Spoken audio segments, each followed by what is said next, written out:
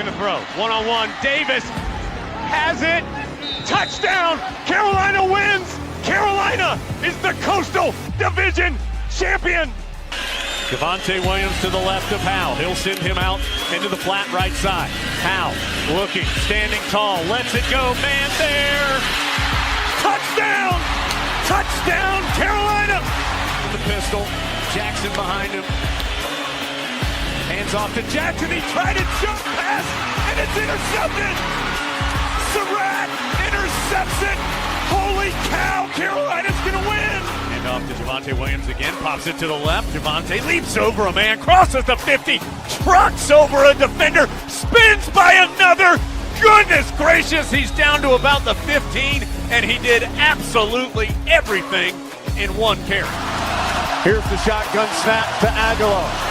Drops back, pressure coming. Aguilar floats it up, incomplete. No flags. Head on back up the mountain. Carolina wins it in double overtime. Loftus out of the shotgun, throws to the end zone. Incomplete. Incomplete. The bell belongs to us. Carolina wins it 47-45 in double overtime. Bernard fields it at the 26. Heading to the far side. Gio at the 35. Gio, he's at the 50. No, he's not. Yes, he is. Gio is going to take it for a touchdown. Are you kidding me?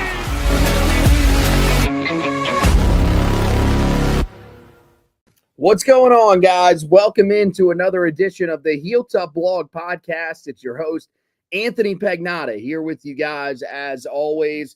And tonight, talking a little bit of recruiting here as the Tar Heels are on the 2026 recruiting trail, and they have landed 2 commitments in the last 2 days. And boy, they have been huge ones for the Tar Heels. One of them in particular, I think, is more interesting than the other. Although I do think that another, offensive line pickup is definitely big for Carolina because as Bill Belichick talked about in his press conference the other day, that is a position that Carolina really needs in this next recruiting cycle. Is just offensive linemen across the board. Doesn't matter whether they're interior offensive linemen or if they are offensive tackles. Carolina has needed those. So Carolina picks up a linebacker / safety, and they go and get an offensive tackle, their first true offensive tackle of the class. So we're going to talk about both of those guys. We've got to talk about the big weekend that Carolina has coming up.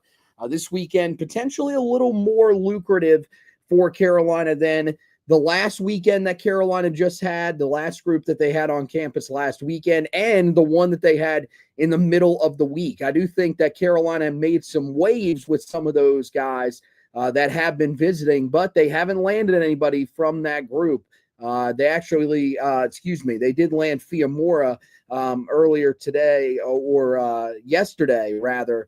That was the first one from that group. But other than that, haven't landed anybody. So, we'll talk about that. We'll talk about some of the guys that maybe you should keep an eye on this weekend as Carolina hosts them, a big group of official visitors, along with, a couple of guys. One guy in particular that Carolina fans got a little nervous about not being on campus yet.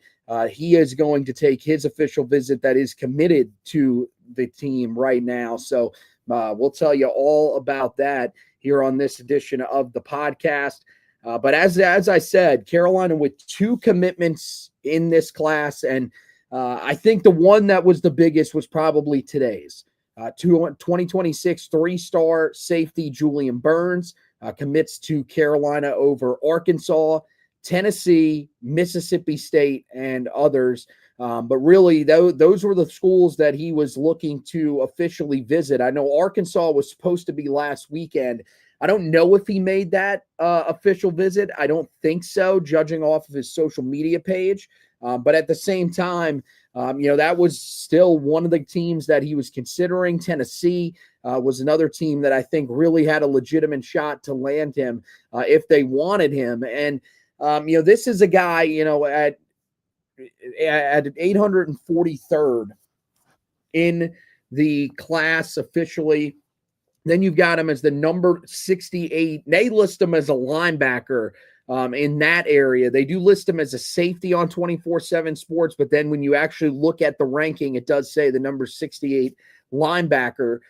So I think that means basically you got a hybrid guy right here. You've got someone who could play that safety spot at the next level, could also play that linebacker spot just based off of how he plays. And I do think it's a true toss-up. I think there is some things to like about what he does in coverage. I think that he does have the athleticism to be able to play in coverage. But I do think that there are some questions, especially with the way that he plays, with how hard he hits. I do think there is sort of a question as to whether or not he's going to be able to stick at that safety spot. So, I mean, you look at what he brings to the table, Julian Burns. This is a legitimate hybrid guy at his size is officially listed at 6'2", 197 pounds. So, I mean, look, I could see it going either way. If he's going to play linebacker, he's going to have to add a lot more weight. There's no doubt about that. I think typically you want your linebackers to be playing somewhere in that 215, 220 range, even if they're going to be on the light side, which is what he would be because he is a hybrid type of guy. So, yeah, in order to be at that size, he's going to have to put on a pretty decent amount of weight. And we'll have to see whether he's wanting to do that. But his play style is really interesting. I think, honestly, he's one of my favorite prospects in this class that I've watched. I mean, you go back to his junior year, 81 total tackles, 1 tackle for loss, 4 quarterback hurries, 2 interceptions in 11 games, earned all conference or all district honors, rather, out of the state of Louisiana. Of course, goes to Neville High School, which is a school that you probably heard before. That's because Carolina got their running back out of there in the 2025 class, Jalen Nichols, excuse me. That was, a nice pickup for Carolina at the end. This is a guy a little more talented, a little more raw talent for him on the surface. But, he's a guy that really, to me, feels like a pretty underrated player. I do think that part of the reason why he's probably not rated a little bit higher, just judging off of the way that he plays with how hard he hits, I think that's probably one of the things that he is looking for a lot of the time when he is playing. I would love to watch a game of him just straight through, just to be able to see how he plays when he's not looking for that big hit. Because I do wonder if that's a part of the reason why he isn't ranked higher, is because he is looking for that more often than not. But I think that violence, that physicality that he plays with, that's something that Carolina really wants in the middle of their defense. A guy that is going to make it difficult to go across the middle of the field, a guy that is going to come downhill on run plays and really make running backs pay when he gets to that point of attack. And I think that's what you've got here in Julian Burns. He, multiple times coming down, hard hits. I mean, guys, struggling to get up off the ground after some of the hits that he lays. So definitely a guy that lays the boom, does create a couple of turnovers on film. As we mentioned, the 2 interceptions that he does have. The one in particular was one where he just, huge vertical, jumps up in the air, comes down with the interception. So definitely looks like an athlete, looks like a guy that has a lot of those athletic traits that you're looking for. And we've talked about that. That's one of the things that Carolina is really looking for in a lot of these guys, are guys that just look the part, guys that are athletic, guys that have, that constant motor that we've talked about. He definitely shows that. Never seems like he's going to take a play off because he's looking to make that hard hit. So that's stuff that you really like about him. And his closing speed is promising. I think, you're hoping that shows up a little bit more in coverage in his senior year if he's going to stick at the safety position. I think that's the biggest thing that you're going to have to navigate with him, is where are you going to play him? Now, look, the thing about that is that it is a good problem to have when you've got a guy that can play safety, that could play linebacker, or could probably even play nickelback if he needs to. The coverage is not nearly as strong. You don't see as much of that on tape. So I think that shows you that that's maybe not his area of strength. that's going to have to improve a lot if you're going to play, especially nickelback, where you're going to be matched up on guys one-on-one. But especially, but safety too, you're going to have to get better at playing your deep zone. And I think the aggressiveness that he plays with probably fits a little bit more at the linebacker spot. But the good news is that if he is a linebacker, if that's ultimately where he ends up, you better believe that this dude is going to be incredibly athletic, and it'll be interesting to see what it's like for him playing when he drops back into space. But just as a whole, I really like this pickup. I think this is the type of violent player that Carolina wants on the defensive side of the ball, because we talked yesterday, last night when we were on the podcast about the comments from Thad Dixon about what Steve Belichick wants in his defense, what his defense is built on. And the one word that he used was physicality. Well, this is a guy that's going to bring it to you. I'm going to tell you that much. That's the one thing that sticks out about his film. I think he's a perfect fit for what Steven Belichick wants, and we'll see how he trends moving forward. It's just about figuring out that right position. But I believe coming in, especially with the athleticism that he provides, he's going to be a guy that's going to be able to help you on special teams, and his role should really just grow from there once you figure out what exactly he's going to be. Now we go to the offensive line addition. That's Nick Fiumara, I believe is how you pronounce it. If I'm wrong on that, I do apologize. I am going to try to find more of the pronunciations of his name. Of course, when you watch film, they don't have any pronunciations. We'll have to wait and see as to what exactly it says when, maybe Bill Belichick talks about him as once he gets officially signed with the program. That's a long way away, but for now, we'll just call him Nick Fiumara. At his size, he's 6'5", 290 pounds. Really like the size. I mean, right out of the gate, that's perfect size for a guy that's going to play the tackle spot at the next level. And I feel like that's where he's going to stick. We've talked about how every other guy in this class is listed as an interior offensive lineman. Now, I told you with Eli Raquel that I believe that the best thing for him is to stick at the tackle position. I think he plays like a tackle. I think he has good enough lateral speed to be able to stay at the tackle position. But I don't know if that's what the plan ultimately is for Carolina. I have no clue if they actually think that they're going to keep him there, or if they're actually toying with the idea of moving him to the interior of that offensive line. But when you look at Fiumara, lowest rated guy that Carolina has in the class, you go off of the 24/7 composite rankings. They actually just ranked him at the time of his commitment yesterday. He was not ranked. Now he is ranked. The number 1,156 overall player, the number 93 offensive tackle. Do I think that he is the worst offensive lineman that Carolina's picked up so far? I don't believe that. I think it's very close between him and Mason Wilhelm. And here's the thing. When I say the worst, that was poor phrasing. Really, it's more the most developmental, the guy that's going to take the most coaching, that's going to take probably the most time to be able to develop.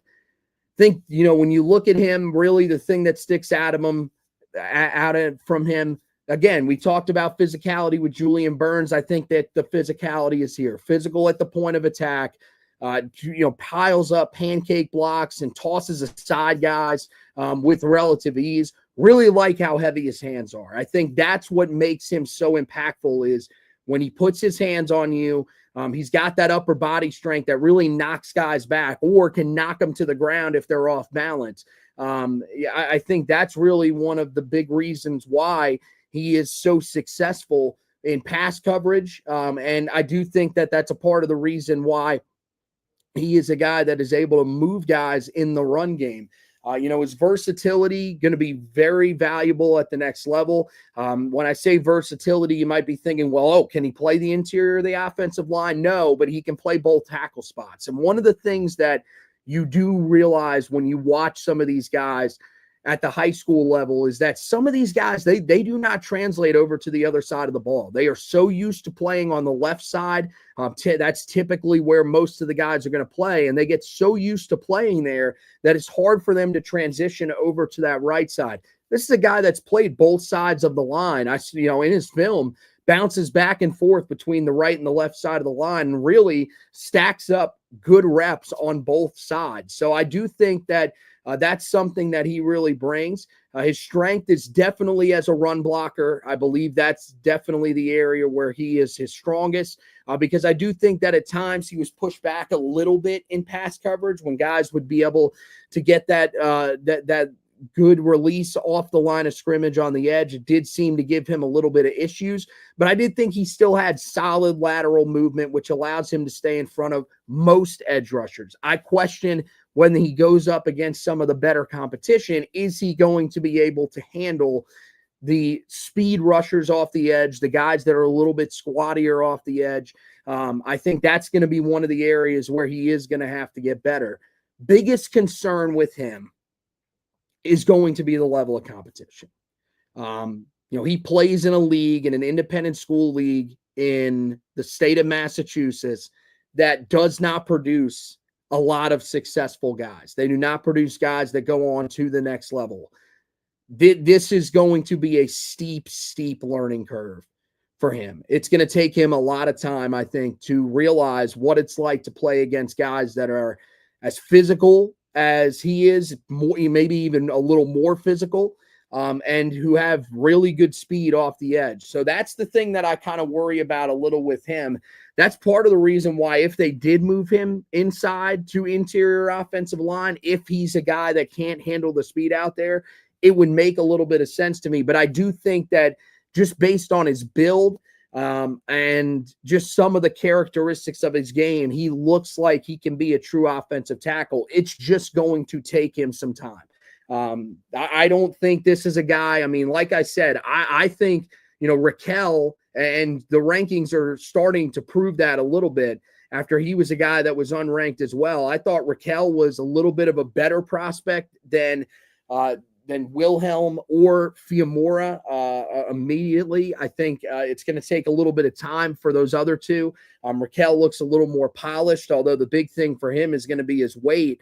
But I mean, look, none of these guys are even comparable to the other two guys, Anthony Hall and Zion Smith. Those are guys that if they were to make immediate impacts for Carolina, if they were immediately to jump into the 2 deep, it would not really shock me. And part of that is because of their size, but those guys are much more polished. And I know, you look at Hall, he comes from Brookline, Massachusetts. That's going to be another one of the things for him too, is the level of competition that he faces, but it's not nearly as bad as the level of competition that you saw Fiamora play. So it's going to be a challenge for him. There's no doubt about that. It's going to take him probably a little bit of time, but another developmental tackle for Carolina. And when you look at it, the offensive line now, Carolina's got 5 commits along their offensive line. I talked about it with Anthony Hall being the top-rated guy, the number 71 interior offensive lineman, Zion Smith, the number 75 interior offensive lineman. You've got Eli Raquel, the number 87 interior offensive lineman. But again, I think, especially at 6'5", 270 pounds, that's a guy that definitely is going to stick, in my opinion, at tackle. Mason Wilhelm at the number 91 interior offensive lineman, and now Nick Fiamora, the number 93 offensive tackle in this class. Carolina's got a pretty solid group going here. And I think one of the things that you want to do if you're Carolina in this recruiting class is you just want to make sure you are replacing the amount of guys that are going to be leaving the program next year. That's the baseline. From there, you can add more guys if you really need to. That's why I don't think they're done yet. If you're asking, where is Carolina done because they've already landed 5 guys at the position, I don't think so. I think this is still a group that Carolina probably looks at and says, we still need other guys. We need more talented guys in this class. I mean, not having a guy ranked inside of the top, they barely have one ranked inside of the top 700 in the country, or inside of the top 800, excuse me. Anthony Hall ranked 795th. So I think they're looking for some high-end guys, names to potentially watch. I think that Carolina could be attempting to bring in to be able to do that are guys like Thomas Wilder. We'll talk about him in a little bit more later on because he's going to be on campus this weekend. JB Shabazz, another offensive tackle prospect that could be worth keeping an eye on for Carolina. Tyree Jemison, who was on campus here recently. Those are the guys at offensive tackle. Trip Skew's another one, but that one, a guy that's ranked a little bit lower. Same thing with Landon Breedy, who could potentially be on Carolina's radar after he took an official visit back last weekend as well. The interior of the offensive line, they've got Brandon Anderson, who's going to be on campus this weekend that Carolina is looking at. Hayden Ainsworth, who is going to be on campus the middle of next week. And those are really the guys that I think are the big names to keep an eye on right now, because I don't believe that they are going to get an official visit from Desmond Green. Carolina was pushing for him out of the Palmetto State. They were hoping that they would potentially be able to get him on campus for an official visit. Does not look like that is going to happen. But still, I mean, you're talking about, Ainsworth, a guy who is ranked inside of the top 600. I think that's really the baseline for a lot of these guys, is that most of these guys are going to be ranked in the top 600. Brandon Anderson inside the top 400. Same thing can be said for guys like JB Shabazz, who's ranked inside of the top 400. Same thing with Thomas Wilder. Now, Wilder would be much different. That would be an extremely big get for Carolina. He's a guy that, as of right now, comes in ranked inside of the top 350 in the country, 318th overall, and the number 29 offensive tackle in the class. I think that's the type of big fish that Carolina is hoping that they can get. That really starts our dive into this weekend. A group of guys that Carolina has on campus this weekend. Most of them are uncommitted guys. They do have Marcellus Ryan out of the state of California. That was the one that everybody was starting to get a little bit worried about. No need to worry about it. He is going to be on campus this weekend. And as far as we can tell, that is going to be his lone official visit. So that is a big job by Carolina to be able to get him on campus. That was something that they really needed to do. And now getting him, he'll be one of the guys that'll be helping to recruit the rest of the guys that are on campus. That will be huge. I don't know of any other committed guys that will be on campus. There could be, especially when you've got 18. Some of those, of course, have come off of official visits, but there's a good amount of those guys that, as of right now, I don't believe have taken their official visits. Now, they may be waiting until in season to take them, where they can go to a game, be able to take it in and enjoy an entire weekend. But I do think that there are some guys that probably will come out that we haven't necessarily looked at just yet. And you'll say, oh, okay, it makes a little bit of sense that they were keeping it, a little bit quieter, that they were on campus. But, the uncommitted guys that are on campus, I mean, there's a huge amount of them. You got 4-star wide receiver Jaden Pettit from First Baptist Academy in Naples, Florida. 4-star wide receiver Saquel Patterson from Indian Land High School in Fort Mill, South Carolina. Talked about Thomas Wilder, who's on campus. The 4-star offensive tackle prospect from Green Run High School in Virginia Beach, Virginia. 4-star interior offensive lineman Brandon Anderson from North Cobb High School in Kennesaw, Georgia. 3-star wide receiver prospect, and I list him as a wide receiver prospect because that's the position that he primarily plays. I have not seen him play safety. I know he's listed as a safety online. His brother is a safety, but 3-star wide receiver Walker Bryson from Rabun Gap Nakuchi High School in Rabun Gap, Georgia. 3-star defensive lineman T.I. Umokasias. We will not attempt to pronounce his first name or his first couple of names there just because we may butcher them. Cherry Creek High School in Inglewood, Colorado. 3-star interior offensive lineman Will Conroy from IMG Academy in Cleveland, Ohio. He is currently a committed prospect, a guy that is committed to Oklahoma that Carolina is attempting to flip. 3-star cornerback Xavier Jackson, one of their recent offers at a Bergen Catholic High School in Willington, New Jersey, or that's where he's from, Bergen Catholic. I forget where exactly that's located in New Jersey, but he, that's a private school, so it makes sense that he's there. Unranked edge rusher Lawrence Brown out of Grayson High School in Loganville, Georgia. That's, of course, where Carolina got their quarterback, Travis Burgess, from, so that'll be interesting to monitor his high school teammate as he's on campus. Unranked linebacker Japri Wafer from Allen, Texas, from Allen High School in Allen, Texas, and then unranked defensive lineman Avian Williams, Casa Grande Union High School in Casa Grande, Arizona. A lot of these guys, I mean, pretty much every single one of these guys on this list, their recruitments are pretty much toss-ups. Carolina's got a chance in just about every one of them. The only one that I would say Carolina, not going to say they have no chance, but that they really don't, they are really at a disadvantage going in, is Saquel Patterson, the guy who moved up and reclassified from the 2027 class to the 2026 class at the start of June. Once he did that, pretty much all the speculation went towards South Carolina. I mean, they were trending for him really over the last couple of months when he was a 2027 class member. And now once he gets to the 2026 class, it only seems like things have intensified on their end. So I'd be shocked if he ends up coming to Carolina. But still, I mean, he is taking an official visit. That is a huge step in the right direction for Carolina if they are going to find a way to turn that recruitment in their favor. But I do find that one pretty hard to believe. All of the other ones, Carolina seems to be in the race legitimately. And that even goes with 4-star wide receiver Jaden Pettit, a guy who we really haven't heard a lot about. But, this is a guy out of Naples, Florida, where, Carolina trying to go into Miami's backyard and pick up a commitment.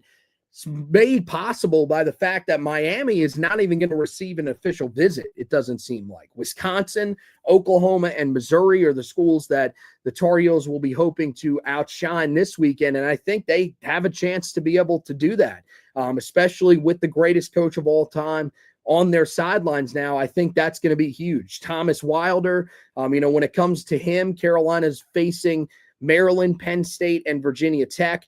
Now, the thing is that those are teams that recruit incredibly well in the 757 area of Virginia. Carolina did for a while. Remember that they were very successful there because of Dre Bly. That is no longer the case. Carolina has not had success there in the last couple of recruiting cycles after they moved on from Dre Bly. But now Carolina hoping to reestablish a pipeline there. Wilder, I think, is, a little bit of a wild card, no pun intended there, because we just don't know what way he's leaning. I think Penn State really showed him something last weekend, so there's no doubt that is having some sort of impression on him. We'll have to monitor and see what his visit with Maryland looks like, because he is going to be a late arriver, I believe. I believe his Maryland visit started on Thursday and goes through Saturday, and then Saturday night he's when he will arrive in Chapel Hill. He will go from Saturday until Monday, I believe. So his visit schedule just a little bit different than some of the other guys, but he'll still be involved in a lot of the stuff that's going on with Carolina. And then the other 4-star prospect that's on campus is Brandon Anderson. Brandon Anderson's recruitment's a very weird one, because he at one time was committed to Tennessee and backs off of that commitment. So you think, okay, well, this is a pretty open race for him. That doesn't necessarily seem to be the case. It looks like Tennessee is still the favorite for him. They have worked their way back in. And now, I think going into his eventual announcement, which should be coming up here, it's actually going to be August 15th here later on this summer. You have to imagine that they are the favorites. I think Missouri and Maryland are the other two that are in on him, and they have had their say so far in terms of the official visits. Carolina's hoping that they can make waves here too, but I think everybody is chasing Tennessee. So it's going to be really interesting to see if Carolina can sort of make some sort of pitch where they at least surge ahead of Tennessee, because if they can surge into that lead, it feels like somebody just needs to step up and take that opportunity away from Tennessee, because right now, they're still out in front of this recruitment. Carolina might just be that team that's able to do it, even though they haven't necessarily been overly involved with Brandon Anderson. I mean, that's a name I don't even remember hearing him take an unofficial visit during the spring. So this might be his first visit to Chapel Hill. That's asking a lot for Carolina to blow him away enough to get him to eventually commit. But I do think that Carolina is probably up for that challenge. In terms of the guys that I think you have to keep an eye on the most this weekend, all of the unranked guys, I think anytime Carolina gets those guys on campus, you're going to have to look towards that group, because some of those guys, they don't necessarily have offers just yet. I believe that everybody that is on campus this weekend does have an offer, judging off of their 24/7 sports pages, and knowing that Japri Wafer has gotten one in the past, went back through his social media. Remember that I did quote his offer and put it up there. So he is a guy that Carolina has offered. All of these guys do appear to have offers from Carolina. With Lawrence Brown, I mean, thin, wiry defensive end, but really has the size. I mean, 6'4" as an edge rusher, that's exactly what you're looking for. Carolina, trying to land his commitment, add him to a group that has his high school teammate. NC State hosted him last week. Pittsburgh will do the same next weekend. But Carolina seems like they have an opportunity here if they want it. This is an edge rusher that would be very developmental. There's no doubt about that, especially with a guy that weighs less than 200 pounds. I mean, look, Carolina has brought in a lot of guys over the last few years that have been pretty light in the keister, as they like to say.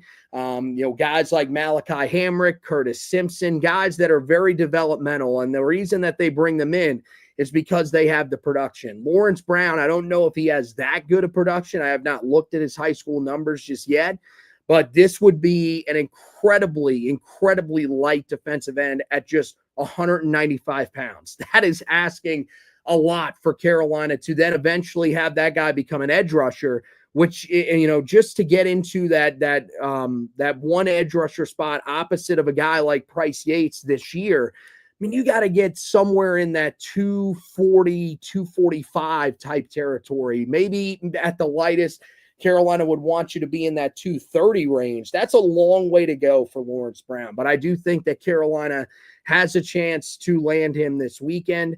Wafer, I think, is a guy at linebacker that Carolina could land if they want him. I don't think that he has any official visits scheduled anywhere else, although with him, it's incredibly difficult. He's a guy that doesn't appear on any recruiting websites except Rivals. So he does not have a 24/7 page. He does not have an On3 Sports page. That shows you that this is a true under-the-radar recruit. And for Carolina, I think the biggest question is, are they willing to take him? I think, yeah, they're willing to let him officially visit. They're willing to let him call it an official visit, but will they actually take him at the linebacker spot, especially after they landed Julian Burns, if they plan to use him at the linebacker spot? I think when you look at some of the other linebackers that Carolina's offered in this class, I do think it's interesting, because it doesn't seem like Carolina really has a ton of momentum with just about anybody else at the linebacker spot. I mean, TJ White is definitely a guy that Carolina is hoping they can have enough momentum with, but he's a guy, comes out of Jackson Academy up there in Jackson, Mississippi, that I believe is probably going to end up staying closer to home somewhere in the SEC. He's got multiple SEC offers. They had Calvin Thomas on campus, another 4-star prospect that I believe, maybe they actually have a chance to land his commitment, although going into the state of Texas and plucking him from schools like Texas and SMU is going to be difficult. And then Adam Bulagun Ali, that's probably the one that Carolina stands the best chance with, but you do have SEC schools like Auburn, Oklahoma, and Kentucky that are also in on him. So I do think that, Wafer is definitely one of those guys that Carolina, maybe ends up adding just because he is someone that is going to be willing to be a part of what they're doing. But I think we're going to have to wait and see whether or not Carolina wants to try to hold off and just wait until a later time when they can potentially add him if they don't land some of these other guys. Avian Williams, that's another guy that has an offer. This one going to be a little different than some of the other battles that Carolina's in. Everybody else that is recruiting him is pretty much on the West Coast. You do have Kansas State in the middle of the country that was trying to bring him in. Doesn't look like they're going to get an official visit, which means that Carolina is battling Group of 5 teams. Now, Sacramento State, which he is scheduled to visit next weekend, I think that might still be a school that is staying at the FCS level. It's so hard to figure out who is coming up and down from these different levels over the last few years because they are in the FCS. They have not become members of the FBS just yet, but I do believe they're one of those teams that in the future probably will end up becoming an FBS program. Maybe they would have if they would have been able to land Michael Vick, but since they didn't do that, I think that's the reason that they're going to stay at the FCS level. But when you're talking about an FCS level team and UNLV, a Group of 5 team. Now, granted, they have Dan Mullen there. They have a lot of money there. That is a legitimate threat on the recruiting trail when it comes to some of these guys, especially some of these guys that are in that 3-star range, which is probably where Williams will end up being once he gets ranked by all of the recruiting websites. I believe 24/7 Sports has him ranked, but the other sites do not have him ranked. So it'll be interesting to see whether or not Carolina is willing to take him. I think that's another guy that Carolina could end up taking. But again, do they feel like there's other guys at that position, especially, a guy like T.I. Umakasias, who they have on campus this weekend? I mean, if he's a take, do they take both guys at that defensive line position? That's going to be interesting to see. So those unranked guys, always the guys that I think are the biggest threats to commit. The other one that I really think Carolina's got a great chance with is Walker Bryson, because he is, of course, the brother of Coleman Bryson, who plays for Carolina right now. I think that he is someone that enters the weekend with Carolina as his presumed favorite because there really isn't much else going on. I mean, I know he took a visit to Indiana. I think that is certainly a much more legitimate visit than in years past, where you would think, okay, Carolina should be able to overpower them pretty easily. Kirk Cignetti and his guys did a really good job up there. So I expect that he is going to at least consider them pretty seriously. But I do believe that he is going to ultimately end up at Carolina if they are willing to take him, which I think they are. I think he is a perfect fit for what Bill Belichick wants, the wide receiver position. I think that's probably going to be the most important thing when it comes to him. Where do they want to play him? I would believe that he wants to play receiver because of the games that I watched from Raven Gap last year, and I watched a couple of them because they had Marshall Pritchett, who at the time was committed to Carolina. Walker Bryson was the guy that was starring in the slot receiver role and did not play in the secondary on defense. So that would lead me to believe that this is a guy that wants to play wide receiver. He should be playing wide receiver. And I think he's the perfect fit for a slot receiver that fits in the Bill Belichick system. Again, it's not necessarily his offense that's going to be run. It's Freddie Kitchens' offense, but I do think that he is going to have a pretty big say in what this offense looks like. And those type of shifty slot receivers have always been able to succeed under Bill Belichick. I would imagine this would be the guy in this class, if you're looking for him, that would resemble that the most. And yeah, I mean, he is on the Caucasian side of things, which is always the running joke with Bill Belichick when you see a white slot receiver. So maybe that's the perfect fit. Maybe that's the perfect marriage. The other guy I would keep an eye on as well is Xavier Jackson, just how quickly he got on campus after Carolina offered. I think that's a really good sign. So keep an eye on him. Minnesota and Pittsburgh have already hosted him for official visits, but it looks like after this visit, he is going to be done. He does have an open week that is coming up next week. He was supposed to take the visit to Michigan State, so who knows, maybe he gets Michigan State on the ledger for next week. But if he doesn't, and it's time for him to make his decision, don't be shocked if Carolina is the one that ends up landing him. So that's going to wrap it up for this edition of the podcast. Guys, head over to the website, HeelToughBlog.com. Got a ton of stuff up there for you guys to be able to check out. As I mentioned, we got that article up earlier today about Julian Burns. That one took a little bit of extra time. Wanted to make sure that I got the scouting report just where it needed to be with him when I went through his tape. So go back, check that out. I've got the breakdown of everything that you need to know about him, and then his film breakdown in there as well. So make sure you check that out. Nick Fiamura, his breakdown from his commitment yesterday is up there on the website. You guys can check that out as well.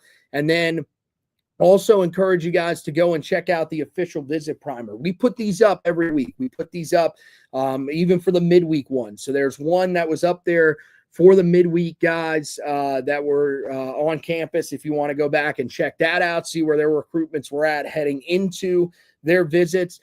We, of course, have been trying to give you guys the ones after the visit as well, who we feel best about.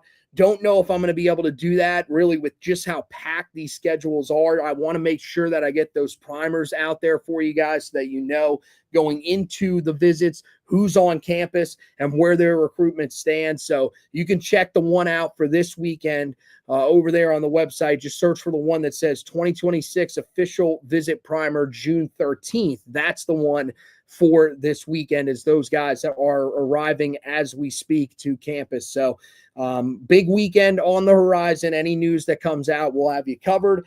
And the same thing on the podcast side of things. If we do get a guy that ends up committing, we'll go and do another podcast, especially if it is a big name. Zach Hubbard right now is on vacation. He'll be out until at least next Thursday. That's what he told me would be the next time that he would be available to do a podcast. So we'll see if we get something before then. If it is, I will be on here by myself breaking those down for you. If not, we'll have Zach back with us, and he'll be able to help me break down the prospects moving forward. We wanted to get back to doing the commitment podcast after just about every commitment. When we have these guys that go back-to-back days, sometimes it's hard to do every one of them, but we do like that you guys are enjoying when we're doing these, every time that there is a commitment or two that we can that we can recap and break down for you guys. I think that's much better because it allows us to really break down every guy in depth for you guys. So that's going to wrap it up once again for this edition of the podcast. Want to thank you guys for watching and listening to this edition of the podcast. And as always, go Tar Heels.